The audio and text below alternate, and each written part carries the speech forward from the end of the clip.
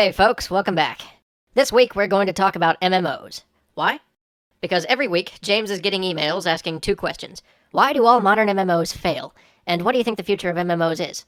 Well, those are good questions and there's no time like the present, so let's do this. Those two questions are pretty intimately tied, but let's start by tackling the first one. Why do modern MMOs fail? Short answer, because no one's thinking outside the box. Longer answer, well, it has a lot to do with psychology and business, so, buckle up. The principal reason that MMOs fail today is money. You know how much it costs to make one of those things? $60 to $100 million. With that kind of money, you could buy a video game every 10 minutes for the next 20 years and never run out. If you carried that much money around in $1 bills, it would weigh slightly more than a walrus. For most studios, a gamble of that size is a life or death risk. Almost no independently funded studio has the capital on hand to even attempt a venture like that. That means that everybody who's making MMOs has to answer either to a publisher or a group of investors.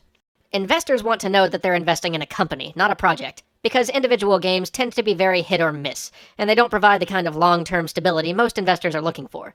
This leads new MMO studios to try and develop multiple games at once, or create a web portal, or start publishing games before they've even finished developing their first product. And while that might make sense on paper, in reality it's suicide for a starting developer. Investors will eventually become more savvy about the game world, but the way things are now, MMO developers are having to split their resources and their focus in order to appease those investors, and the result has been a pile of shoddy products and cancellations. Alternatively, MMO developers can work with larger publishers to get the funding they need, but the large publishers tend to be conservative when it comes to game design. Historically, they've preferred to reskin game types that they know will work, rather than trying to push the envelope. And as much as we love to push innovation here, I have to admit it's a good business policy. Heck, it's given us a lot of good games. It just doesn't work for MMOs. Why? Because console games are launched and then done. You beat the single player, you mess around with the multiplayer for a little while, but then you move on. They're not perpetual games. MMORPGs, on the other hand, thrive on how much of the player's time they consume. They're designed to be played to the exclusion of everything else. People just can't play two MMORPGs at once.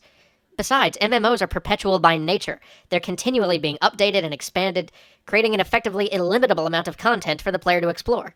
Couple that with the social bonds that people form in these games that keep them from leaving, and you have a very limited market. You see what I'm saying? Let me put it more simply. World of Warcraft is enormous. It owns everything. Nobody can compete with it, because users aren't willing to play two MMORPGs at the same time, and unless users migrate en masse, players will end up finding other games less fun because all their friends still play WoW. This means that many MMO players spend their entire MMO lifecycle in this one game, and the size of the market for traditional MMORPGs isn't that large. It's probably close to its cap at about 20 million users now. But because Blizzard is making $1 billion a year on this thing, everybody wants to compete with it. Unfortunately, it's so expensive to make an MMORPG that anyone who can afford to doesn't want to take any risks, so they simply clone World of Warcraft. The problem with this strategy is that no amount of minor mechanical or graphical improvements will make a World of Warcraft clone better than World of Warcraft. World of Warcraft has an enormous player base, a robust player-driven economy, and, well, everyone you know is playing it. Add to that it has 10 years of development and content behind it, and it's simply impossible to build a WoW killer by cloning WoW. And yet billions of dollars have been spent attempting to do just that. So, is it hopeless? Should we just wait until Activision Blizzard comes out with World of Warcraft 2 or Call of Guitar Craft or, whatever they've got planned? Should we just give up on the idea of making alternate MMOs entirely? Well, no, of course not. But it would probably be better for everyone if we stopped trying to make World of Warcraft clones. So what should we do? What will the future of MMOs look like? Well, first we have to ditch the idea that the terms MMO and MMORPG are synonymous. Today, all we have are MMORPGs, because everyone's trying to fight Blizzard over that little niche. But think about how many other genres are out there. We could have MMO first-person shooters, MMO racing games, MMO real-time strategy, and brawlers, and puzzle games. I mean, why not? Why don't we see any of these things around? Well, I guess we kind of do. I mean, we can see the first hints of the future of MMOs by looking to some Korean games like Cartwriter or Combat Arms, or smaller Western productions like Puzzle Pirates or Shots Online. In the next 10 years, I think we're going to start seeing the MMO brought to every genre. Why? Because they don't compete with World of Warcraft, and they are much less expensive to make. A lot of those sorts of games wouldn't need the enormous 3D worlds that we've come to expect.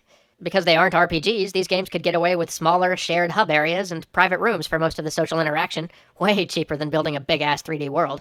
And that lower cost means that companies will be able to take some more risks and experiment in ways that they couldn't afford to with MMORPGs, which will, in turn, give us a new set of high-quality games.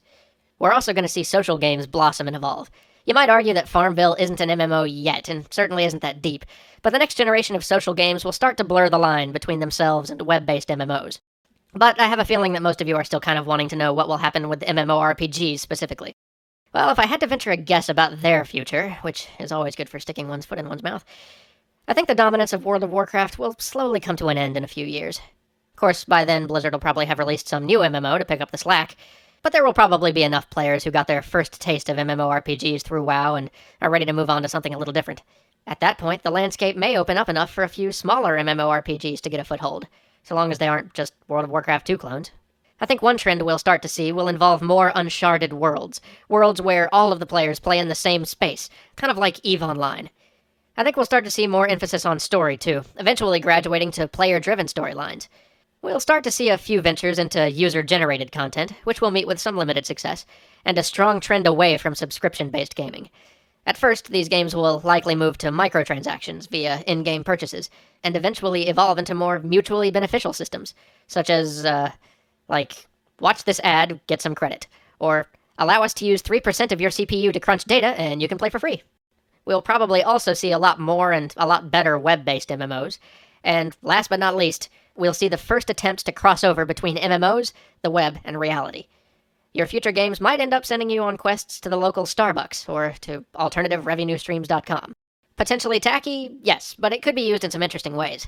As you can see, there's still a lot of room for the MMO model to evolve and grow, and it's going to be pretty exciting to watch it happen. But I think we're out of time for now. Until next week, feel free to email us your questions, thoughts, comments, violent assertions, misspelled accusations, or undying praise. You can find our email address in the closing credits. Your questions will help us to pick future topics, so send us some emails. Later.